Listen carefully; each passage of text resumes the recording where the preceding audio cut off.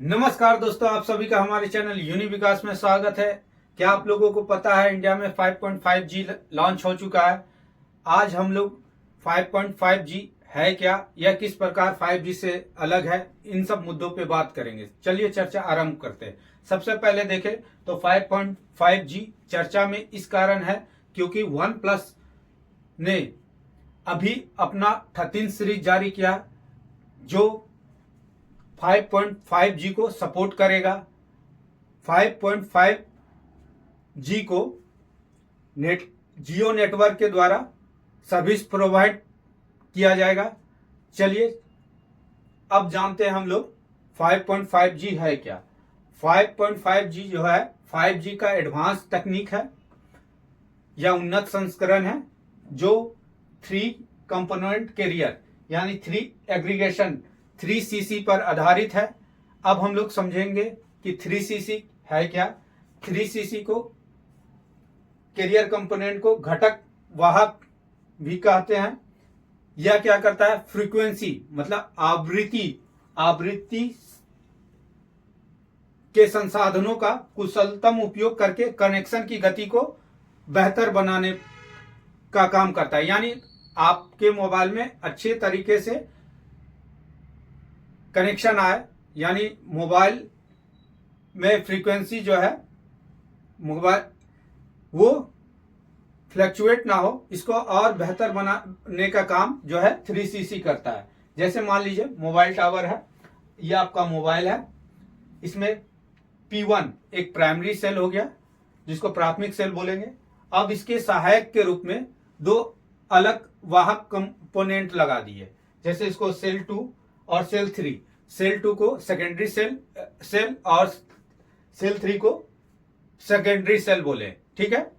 अब ये तीनों क्या करेगा, तीनों मिलके आपको फ्रीक्वेंसी को बेहतर बनाने का काम करेगा, जिससे आप अबाध रूप से आपकी आवाज जो है दूसरे जगह पहुंच सके, बीच में आवाज जो है गुम होने का काम ना हो। या आप फिल्म वगैरह देख रहे हैं तो अच्छे तरीके से मोबाइल में फिल्म आप देख सके, या नहीं कि बीच में बफरिंग होने लगे। अब इसको एक अन्य भाषा में समान शब्दों में समझे तो आप जब ग्रेजुएशन करते हैं, जैसे बीए कर रहे हैं, बीए में एक ऑनर्स पेपर लेते हैं।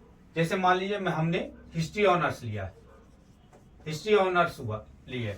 अब इसके सहायक के रूप में हमने क्या पेपर लिया, 2 और पेपर लिए, एक लिए इंग्लिश और दूसरा इकोनॉमिक्स। तो ये तीनों मिला के आप एग्जाम देते हैं और फाइनली आप पास करते हैं तो ग्रेजुएट कहलाते हैं। वही टर्म यहां समझिए, इसको बोलेंगे प्राइमरी, जो एकदम अनिवार्य है फ्रीक्वेंसी के लिए। उसको सहायता प्रदान के लिए हमने सेकेंडरी लगाया सेल 2 और ये हो गया सेल 3। अब ये तीनों क्या करेगा, डेटा दर को बढ़ाने का काम करेगा और सबको एक चैनल पे लाने का काम करेगा। आगे हम लोग 5.5 में और 5G में क्या अंतर है इसे समझेंगे। अब हम लोग देखते हैं 5.5G और 5G में क्या अंतर है। सबसे पहले स्पीड के आधार पर देखें तो 5.5G जो है 10 गीगाबाइट पर सेकेंड है, वही 5G का स्पीड 1 गीगाबाइट पर सेकेंड है। लेटेंसी देखें, इसकी विलंबता जो है 5 सेकेंड से भी कम है और 5G का जो विलंबता है 8 से 12 सेकेंड है। वहीं आवृत्ति देखें तो ये 100 गीगाहर्ट्ज से कम आवृत्तियों पर काम करेगा। यही 5G जो है रेंज 1 है इसका 450 मेगाहर्ट्ज से लेके 6 गीगाहर्ट्ज तक। वहीं रेंज 2 है 24.25 गीगाहर्ट्ज से लेके 52.4 गीगाहर्ट्ज, यानी किसी भी कीमत पर ये 60 गीगाहर्ट्ज से अधिक नहीं है, यानी कम ही है। वहीं नेटवर्क आर्किटेक्चर में देखें तो ये स्टैंड अलोन पे काम करेगा और ये जो है 5G जो है नॉन स्टैंड अलोन और स्टैंड अलोन दोनों से मिलके काम करेगा। यानी इसको 4G का भी सपोर्ट रहता है इसके नेटवर्क को काम करने में। ये एकदम एलोन है, ऐसे समझेंगे इसको, जैसे मान लीजिए रेल का पटरी है, एक रेल का पटरी ऐसा है जिसमें मालगाड़ी भी चल रहा है, इसमें राजधानी भी दौड़ाया जा रहा है, इसी में लोकल ट्रेन भी चल रहा है, ठीक है। यानी सब एक दूसरे से मिलकर काम कर रहे हैं।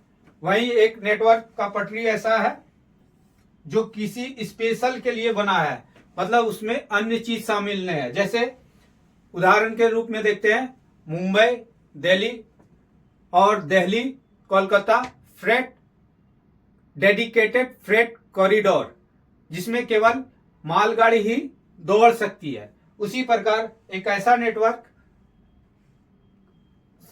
को बनाया गया है जो केवल 5G के लिए ही 5.5G के लिए ही समर्पित है। यही 5.5G जो आधार का काम करेगी 6G को लॉन्च करने में।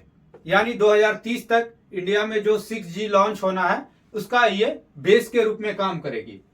अब स्थिति निर्धारण ये क्या है, अधिक सटीक है।